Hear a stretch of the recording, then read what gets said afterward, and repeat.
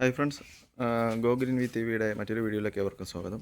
ഇപ്പം ഞാനിന്ന് നിങ്ങളെ പരിചയപ്പെടുത്തുന്നത് ഒരു ടാറ്റയുടെ ഇ വിയും, അതായത് ടിയാഗോ ഇ വിയും അതോടൊപ്പം തന്നെ ഒരു ഇസഡസ് ഇ വിയും ഉള്ള ഒരു കസ്റ്റമറെയാണ്. അപ്പോൾ അദ്ദേഹത്തിന് ഈ രണ്ട് വാഹനങ്ങളും തമ്മിലുള്ള ഒരു ചെറിയൊരു താരതമ്യമാണ് നമ്മൾ ഉദ്ദേശിക്കുന്നത്. നമസ്കാരം. നമസ്കാരം. ഇച്ചിരി ഉറക്കെ പറയണേ. ഇത്രേ സൗണ്ടുള്ളൂ, പനി വന്നിരിക്കുക. ഓക്കെ. അപ്പോൾ നിങ്ങൾ ഈ ഇസഡസ് ഇ വിയും മറ്റേ ടിയാഗോ അല്ലേ, ഏത് വാഹനം ആദ്യം എടുത്തേ? ടിയാഗോ ആണ് ആദ്യം എടുത്തത്. അതിപ്പോൾ എത്ര കിലോമീറ്ററായി?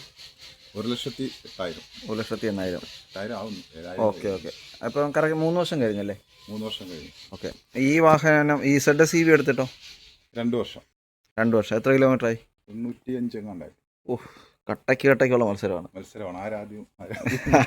ആരാദ്യം ഇത് ഓവർടേക്ക് ചെയ്യാൻ ചാൻസ് ഉണ്ടോ? ചാൻസ് ഉണ്ട്. ഇസഡസ്. ഓക്കെ. ഇതിൽ ലോങ് ഓട്ടോ അല്ലേ കൂടുതൽ. ഓ ശരി. നിങ്ങൾ ചെറിയ ഓട്ടത്തിന് വേണ്ടി ടിയാഗോയും ലോങ് ഓട്ടത്തിന് വേണ്ടി ഇസഡസ്. കുറച്ചും കൂടി വെയിറ്റ് ചെയ്തിരുന്നെങ്കിൽ നിങ്ങൾക്ക് പഞ്ചീവിയും നെക്സോൺ ഇ വി ഒക്കെ വന്നപ്പോൾ അതെടുത്താൽ പോരായിരുന്നോ? സിആർ ഐ വി നോക്കുന്നുണ്ട്. ഓക്കെ, അതെടുക്കാൻ പറ്റട്ടെ. ഓക്കെ, അപ്പം നമ്മൾ ഒരു ചെറിയൊരു താരതമ്യ പഠനമാണ്. അതായത് ഈ രണ്ട് വാഹനം ഈ സൈഡിലോട്ടൊരു ഇത് കാണിച്ചു. ഇതിന് മാസം 26,000-27,000 രൂപയുടെയൊക്കെ ഡീസൽ അടിച്ചുകൊണ്ടിരുന്നു. ഏത് ഈ വാഹനത്തിന്? അതുകൊണ്ടൊരു വണ്ടി എടുത്തപ്പം ആ പൈസ മാത്രം EMI അടച്ചിട്ടാണ് ഈ വണ്ടി എടുത്തത്. ഏത് ഇസഡസ് ആണോ അതോ ടിയാഗോയോ? ടിയാഗോ അതിൻ്റെ പകുതി, ഇസഡസിന് അത്രേ ഉള്ളൂ. ഓക്കെ. അപ്പോൾ നമ്മൾ ഈ രണ്ട് വാഹനങ്ങൾ നമ്മളിപ്പോൾ ഈ ടാറ്റ സ്നേഹികളെയും MG സ്നേഹികളെയും തമ്മിൽ യുദ്ധം ചെയ്യിക്കാനോ അല്ലെങ്കിൽ വരക്കിടിക്കാനോ വേണ്ടിയൊന്നുമല്ല, ജസ്റ്റ് ഒരു താരതമ്യ പഠനമാണ്. ഈ രണ്ട് വാഹനങ്ങൾ തമ്മിൽ താരതമ്യം ചെയ്യുമ്പോൾ ഒരേ സെഗ്മെൻറ്റ് വരുന്ന വാഹനങ്ങളല്ല എങ്കിൽ തന്നെ ഏകദേശം അതിൻ്റെ സർവീസ് കോസ്റ്റ്, കംപ്ലൈൻറ്റ് റേറ്റ്, അങ്ങനെയുള്ള കാര്യങ്ങൾ ഒക്കെയാണ് നമ്മൾ ഉദ്ദേശിക്കുന്നത്. ഓക്കെ. ഈ രണ്ട് വാഹനങ്ങൾ തമ്മിൽ ഉപയോഗിച്ച ഒരു വ്യക്തി എന്ന നിലയിൽ ഇതിൻ്റെ സർവീസ് അതിനെക്കുറിച്ചൊന്ന് പറയാമോ? ഈ ഇലക്ട്രിക് വണ്ടി ആദ്യം ഇറങ്ങിയപ്പോൾ നെക്സോൺ അല്ലേ ഇറങ്ങിയത്, അത് എടുക്കണമെന്ന് ആഗ്രഹം ഉണ്ടായിരുന്നു. പക്ഷേ ആ സമയത്ത് വേറൊരു വണ്ടി എടുത്തു പോയതുകൊണ്ട് അതെടുത്തില്ല. പിന്നീട് അപ്പോൾ അത് നല്ല റേറ്റും ആയിരുന്നു. അല്ല, അന്ന് അതിനെക്കുറിച്ച് അറിയത്തുമില്ല. ഒരു 20 ലക്ഷം രൂപയുടെ അടുത്ത്. അതിനുശേഷം ടിയാഗോ വന്നപ്പോൾ പെട്ടെന്ന് തന്നെ എടുത്തത്. ഒരു പരീക്ഷണം എന്ന നിലയിൽ ഒരു ചെറിയ വണ്ടി ആദ്യം എടുത്തത്. വിലയും കുറവായിരുന്നു അല്ലേ? 10 രൂപ 12 രൂപയ്ക്ക് 12 രൂപ റേഞ്ചിലൊക്കെ ആയിരുന്നു. അപ്പോൾ അങ്ങനെ എടുത്തതാണ്. അപ്പോൾ അതെടുത്തപ്പോൾ അത് വളരെ കംഫർട്ടബിളായിട്ട് തോന്നി. പിന്നെ അതിനകത്തൊരു പ്രശ്നമെന്ന് പറഞ്ഞാൽ ലോങ് യാത്ര വരുന്നുണ്ട്. നമുക്കിപ്പം ഫിക്സഡ് ആയിട്ടുള്ള യാത്രകളല്ല. ഒരു ദിവസം ഇന്ന് ഓഫീസിൽ പോയിട്ട് വരുന്ന ആണെങ്കിൽ ആ ദൂരം തന്നെ കറക്റ്റ് ആയിരിക്കും. പക്ഷെ നമ്മളെ സംബന്ധിച്ച് വരുന്നത് ഇന്ന് ചിലപ്പം എറണാകുളമാണെങ്കിൽ നാളെ ചിലപ്പം തിരുവനന്തപുരം ആയിരിക്കും. അപ്പോൾ പെട്ടെന്ന് ചാർജിങ്ങിനുള്ളൊരു ഇഷ്യൂ വരുന്നുണ്ട്. അപ്പോൾ ആ ഒരു സമയത്ത് ഉള്ളൊരു റേഞ്ചുള്ളൊരു വണ്ടിയായിരുന്നു ZX EV. അങ്ങനെയാണ് അതെടുത്തത്. അതിന് ബാറ്ററി സംബന്ധമായിട്ടുള്ള ഇഷ്യൂസൊന്നും ഇതുവരെ ഇല്ല. ടാറ്റയെ സംബന്ധിച്ച് ബാറ്ററി സംബന്ധമായിട്ട് 2 ഇഷ്യൂ വന്നിട്ടുണ്ട്. അത് ബാറ്ററി മാറി കിട്ടിയിട്ടുണ്ട്. അതിന് കാലതാമസം വന്നോ? കാലതാമസം എന്ന് പറഞ്ഞാൽ അവർ ചെന്നപ്പോൾ ബാറ്ററി ഇന്ന ദിവസം വരും, അന്ന് വണ്ടി കൊണ്ടുവരാൻ പറഞ്ഞു. അങ്ങനെ വഴിയിൽ കിടക്കേണ്ടി വന്നിട്ടില്ല. പക്ഷേ MGയുടെ സർവീസ് ആദ്യമൊക്കെ കുഴപ്പമില്ലായിരുന്നു. പക്ഷേ ഇപ്പോൾ വണ്ടി ഇഷ്ടംപോലെ ഇറങ്ങിയപ്പം അവർക്ക് സർവീസ് സെൻറ്റർ വളരെ കുറവല്ലേ. എല്ലാ ജില്ലയിലും ഓരോന്ന് വെച്ചൊക്കെ ഉള്ളൂ. ഇപ്പോൾ ടാറ്റക്കാണെങ്കിൽ ലെക്സോൺ ഉണ്ട്, മുത്തൂറ്റുണ്ട്, SS, അങ്ങനെ കുറേ സംഭവമുണ്ട്. എവിടെയാണെങ്കിലും നമുക്ക് മാറി കൊടുക്കും. ഇവർക്ക് വളരെ കുറച്ച് സർവീസ് സെൻറ്റർ ഉള്ള കാരണം കംപ്ലൈൻറ്റുമായിട്ട് ബുക്ക് ചെയ്ത് കഴിഞ്ഞാൽ തന്നെ 1 മാസം കഴിഞ്ഞാണ് കിട്ടുന്നത്. പിന്നെ എന്തെങ്കിലും പാർട്സിനൊക്കെ ഒരു പ്രശ്നം പറ്റിയാൽ, ഇപ്പം ഇതിൻ്റെ ഗിയർ സെലക്ടറിൻ്റെ അവിടുത്തെ കളർ പോയി, പിന്നെ കീയുടെ ആ ഒരു ഭാഗമൊക്കെ പോയി. അതൊക്കെ കാണിച്ചപ്പോൾ അവർ പറഞ്ഞതൊന്നും വാറണ്ടിയിൽ മാറത്തില്ല, അങ്ങനെയാണ്. പക്ഷേ ടാറ്റയുടെ വണ്ടിയെ സംബന്ധിച്ച് അതിനകത്ത് എനിക്ക് സ്റ്റിയറിംഗ് വീലിൻ്റെ കളർ അതിനകത്ത് ലെതർ റാപ്പിഡൊന്നും അല്ലാത്ത സാധാരണ സ്റ്റിയറിംഗ് വീല്.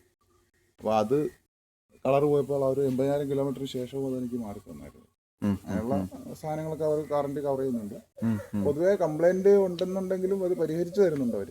ഇവർ കംപ്ലൈൻറ്റ് ആയിട്ട് ചെല്ലുമ്പോൾ അവർ പറയുന്നത് ഈ വണ്ടിക്ക് അങ്ങനെയാണ്, അത് ഞങ്ങൾക്കതില്ല എന്നൊക്കെ പറഞ്ഞ് ഒഴിവാക്കി വിടുന്നുണ്ട്. ഇപ്പോൾ ഇതിനകത്ത് തന്നെ ഈ മോട്ടറിന് 2 വട്ടം കംപ്ലൈൻറ്റ് വന്നു ZXന്. അപ്പോൾ ഒരു തവണ വണ്ടി വന്നപ്പോൾ അവർ നോക്കട്ടെ എന്ന് പറഞ്ഞ് വണ്ടി ഇട്ട് എല്ലാം ശരിയായെന്ന് പറഞ്ഞ് ഒരാഴ്ച കഴിഞ്ഞപ്പോൾ തന്നു.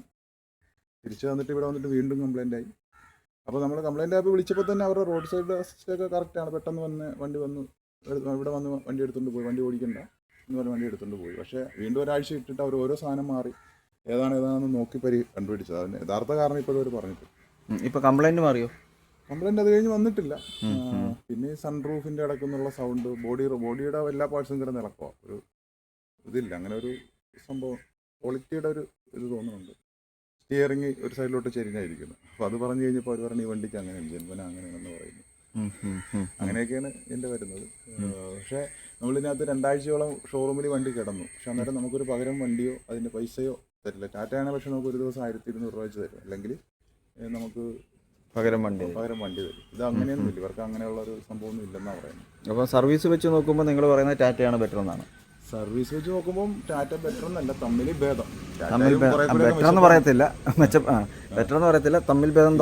വണ്ടി കുറവുള്ള സമയത്ത് കുഴപ്പമില്ലായിരുന്നു. പിന്നെ ടാറ്റയുടെ സംബന്ധിച്ച് ആദ്യകാലങ്ങളിൽ ഇലക്ട്രിക് വണ്ടിയെ കുറിച്ച് സർവീസ് സെന്ററിൽ ഇരിക്കുന്ന ആൾക്കാരൊക്കെ കൂടുതൽ കസ്റ്റമർക്ക് അറിയാമായിരുന്നു. ഇപ്പോഴും അങ്ങനെയൊക്കെ തന്നെയാണ്, മാറ്റമൊന്നുമില്ല. അത് അങ്ങനെയുണ്ടോ ഇങ്ങനെയുണ്ടോ അതിന് ഇങ്ങനെയാണെന്നൊക്കെ ഇവർ പറഞ്ഞു തരും. അപ്പൊ ആ ഒരു അവസ്ഥയിൽ ഇപ്പൊ കുറെയൊക്കെ മാറ്റം വന്നിട്ടുണ്ട്. പൊതുവെ കംപ്ലൈന്റുകൾ കുറഞ്ഞിട്ടുണ്ട് പുതിയ ഇറങ്ങുന്ന വണ്ടികൾക്ക്. അപ്പോൾ നമ്മൾ സർവീസിനെ കുറിച്ച് ചിന്തിക്കുമ്പോൾ നിങ്ങളുടെ അനുഭവത്തിൽ ഇപ്പോൾ MG കാട്ടി ഒരു അല്പം ഭേദം ടാറ്റയാണെന്ന് തോന്നുന്നുണ്ട്. കംപ്ലൈന്റ് ഉണ്ടാകുമ്പോൾ പരിഹരിച്ച് തരാനായിട്ട് നമ്മൾ ഒന്ന് പുറകെ നടന്നാൽ ചെയ്തു തരും. പക്ഷേ ഇവരുടെ പുറകെ നടന്നാൽ പോലും അത് ചെയ്യത്തില്ല. ഓക്കെ. അപ്പം പിന്നെ ഇതിൻ്റെ അകത്ത് വരുന്നത് സർവീസ് കോസ്റ്റിൻ്റെ ഭാഗമാണ്. സർവീസ് കോസ്റ്റ് കൂടുതലും, അല്ലെങ്കിൽ ആ രീതി ചിന്തിക്കുമ്പോൾ സർവീസ് കോസ്റ്റ് ഏതിനായിരിക്കും കൂടുതൽ? സർവീസ് കോസ്റ്റ് ഇത് പൊതുവെ വലിയ വണ്ടിയാണ് കൂടുതൽ. പക്ഷെ അല്ല, താരതമ്യം ചെയ്യുന്നതിൽ വലിയ അർത്ഥമില്ല, കാരണം അത് ചെറിയ വണ്ടി, ഇത് വലിയ വണ്ടിയാണ്. പക്ഷേ ഇത് ഈ ലെവലിലുള്ള ഒരു കർവൊക്കെ ആയിട്ട് നോക്കുമ്പോൾ ഇതിന് തന്നെ കൂടുതലെന്ന് തോന്നുന്നു. പിന്നെ ഇതിനകത്ത് കുറേ ഇലക്ട്രിക് വണ്ടിയെ സംബന്ധിച്ച് അവർക്ക് നമുക്ക് കുറച്ച് പൈസ കൂടുതൽ വാങ്ങിക്കാൻ വേണ്ടി അവർ കുറേ സാധനങ്ങൾ ചെയ്യുന്നുണ്ട്. ഇപ്പോൾ AC വെന്റ് ക്ലീനിങ്, അങ്ങനെയുള്ള കുറച്ച് പരിപാടികളൊക്കെ. അതൊക്കെ കമ്പൾസറിയാണ്, നമ്മൾ വേണ്ടെന്ന് പറഞ്ഞാൽ ചെയ്യത്തില്ല. പക്ഷെ അത് നമ്മൾ സർവീസിന് കൊടുക്കുമ്പോൾ അവർ ഭയങ്കര അഴുക്കാണ് അതാണ് എന്നൊക്കെ പറഞ്ഞ് അങ്ങനെ ചെയ്യിക്കാറുണ്ട്. ഞാൻ ഒരു തവണ എന്തോ ചെയ്യിച്ചിട്ടുള്ളൂ, ഇത് ചെയ്തില്ല. അതിനൊക്കെ നല്ല റേറ്റ് മേടിക്കും. അതിനകത്ത് എന്ത് 3M എന്നും പറഞ്ഞിട്ടുള്ള ഒരു സാധനമാണ് ഇതെല്ലാം ആഡ് ഓൺ ആയിട്ട് വരുന്നത്. അത് നമുക്ക് ഒഴിവാക്കാമെങ്കിൽ നോർമലായിട്ടുള്ള ഇതൊക്കെ വരുന്നു. അപ്പോൾ സർവീസ് കോസ്റ്റ് നോക്കുവാണെങ്കിൽ ഏതാണ്ട് എല്ലാം ഏകദേശം ഒരുപോലെ തന്നെ വരും.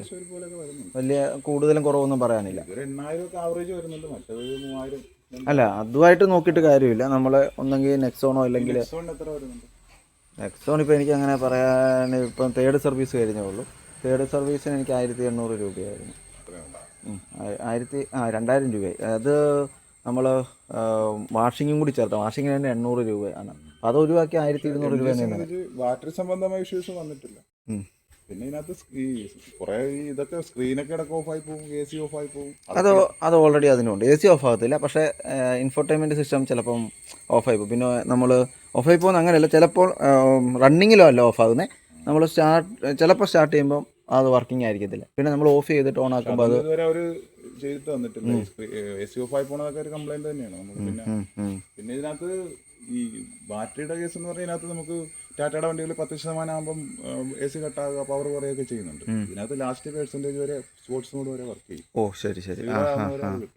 അല്ല, ബാറ്ററികൾ തമ്മിലുള്ള വ്യത്യാസം, ഇതിപ്പം 2 തരം ബാറ്ററികളുണ്ടല്ലോ. ഇതിൽ വരുന്ന ബാറ്ററി ഏതാ? ഇത് പ്രിസ്മാറ്റിക് ആദ്യം ഇറങ്ങിയ അങ്ങനത്തെ ഒരു ബാറ്ററി ആകും തോന്നുന്നു. ബാറ്ററി സംബന്ധമായിട്ട് വലിയ ഇഷ്യൂസ് അല്ല, ഇതിപ്പോൾ ഓൾറെഡി ഇപ്പോൾ എൻ്റെ വണ്ടിക്കകത്ത് പ്രിസ്മാറ്റിക് ആണ്. ഇതും പ്രിസ്മാറ്റിക്. ഒക്കെ അത്യാവശ്യം കിട്ടിയിട്ടുണ്ട്. ടയർ ലൈഫ് ഇതിനൊരു 50,000 അടുത്ത് കിട്ടിയിട്ടുണ്ട് MGക്ക്. അപ്പൊ അത് കഴിഞ്ഞ് നമ്മൾ ഇട്ട ടയർ കുറച്ചുകൂടി കമ്പനി വരുന്ന ടയറല്ല, കുറച്ചുകൂടി മാറ്റം ഉള്ള ടയറാണ്. കുറച്ചുകൂടി സൈസ് വ്യത്യാസമുണ്ട്. പിന്നെ അതിന്റെ ബേസ് വേരിയന്റിന് വരെ ഇതിന് അലോയൊക്കെ തരുന്നുണ്ട്.